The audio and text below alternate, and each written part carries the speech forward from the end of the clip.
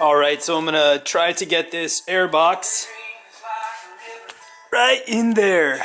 I've got the carbs off, got the battery box off, and I'm gonna try to squeeze it in there without having to drop the engine forward at all. It's been recommended to possibly use a heat gun, and I suppose push up the airbox somehow, maybe in the back or on the side. I haven't really messed with it yet, so I don't know what areas I'm gonna have clearance problems with, but I'm just gonna start pushing things around. Oh, and I'm probably gonna have to take the seat off here in just a second, so I'm gonna try some things, and I'll be right back.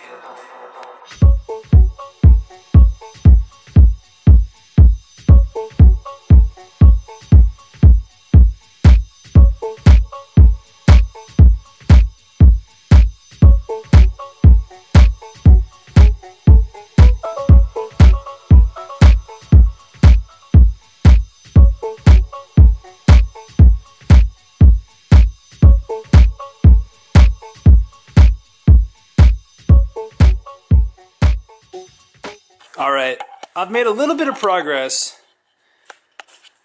I took the boots off the carb, opened up a little bit of space. What else did I do? I guess really that was about it. And now, by putting the airbox in this way, and giving it pretty firm turn, I'm able to get at least to the point where I can see how it could possibly go in, you know, and it's definitely going to take a lot of force and pretty much just getting it set just right. It's going to definitely end up scuffing up the side of the airbox, but this one's in pretty poor shape anyway. Doesn't really matter, and it's covered up, will be, by side covers. I really don't care how it looks. But just looking at this angle right here, I can get right angle. This angle is kind of, it's going to be hard, and I am afraid of breaking the airbox. I really don't want to do that, so I'm going to do a little bit more thinking and see if I can get these boots off, or whatever they're called, on the velocity stack part of the airbox. See if that would give me a little bit more clearance, because I think right here, yeah, I'm definitely, at least it's dragging, and that's not helping the process. I don't want to mess that up either. So, alright, I'm going to give it a little bit more work.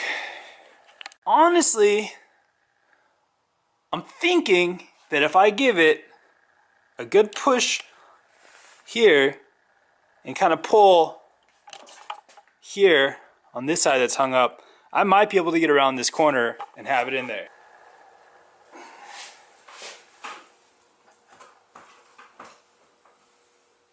I mean, that's pretty much as far as it can go on this side. So I really need to get it around this corner over here. I was tapping it with rubber mallet, and that just wasn't getting it anywhere. I'll try again though. Yeah, okay, it's moving. I mean, I'm dealing with an inch on this side. And, I mean, yeah, ooh, getting the starter out. Getting the starter out could be a big help. I think getting the starter out, if I can't get it right now, that might be the ultimate solution. But, God, it's looking pretty good right here. Looking pretty good.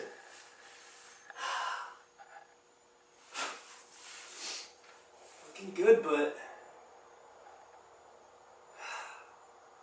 just not without one big push, which could break the box. I don't know if I can get it where it needs to go. I think the starter needs to come out. Okay, so I got the starter off, coming in from the right side of the bike. The valves have these little notches, these little bumps where the bolts go in when you take the valve cover off. And you kind of got to push this area, this corner, over those bumps. But once you're over them, then, you know, this part will go in quite a ways. So just get that going. Now let me see what we got over here. Oh yeah, we're sitting much better now that I got the starter out. Okay, sorry, my camera battery died, so I had to switch to my phone. Now, this is where I'm having difficulties. See where the valve cover bolts in here, you can see that we got some protrusions, these little bumps. And the corner of the airbox, when it goes in, turn it over. When it goes in, you see, no, you can't see, there you go. I've got to push the airbox over these little bumps. And I can get that done on the first two, no problem. And then that opens up all sorts of space on the back end here to get around that part of the frame. Unfortunately, after I get past the first two, I've got this thing that I've got to push it around. And if I can get the front of the airbox over this, then the airbox will be in place, I'll be done, I'll be putting things back together. And this would be where possibly having a heat gun would help quite a bit, because I could most likely heat up this corner and kind of push it in a little bit, or at least make it flexible enough to get over that large area and have it sitting there just right.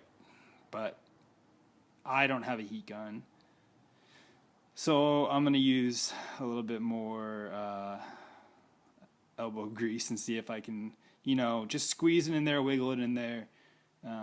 If not, and I don't know what I'm going to do. I guess this would be where 1 inch more of clearance might solve the problem. And that would be where removing an engine mount and tilting the engine forward, even though I don't know how much room I'd really gain besides right here, that's about a ½ inch. I mean, yeah, that might give me just enough room, but that's just not that much to work with, really. And I wouldn't even know where to begin doing that right now. I've posted into the forums some questions. If anyone could guide me with that, I'd really appreciate it. But right now I'm going to keep trying just to wiggle it in, see what I come up with. Okay, so now you can see this is where I'm stuck. Right where I was talking about.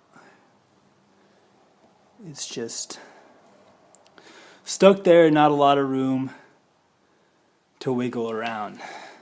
Now, like I said, if I could heat up the box right here, might be able to maneuver around. But that might mess up this intake area. Alright there, folks, as you can see, this little beast of an airbox is finally in place. Now what I had to do, and this is absolutely ridiculous, this process.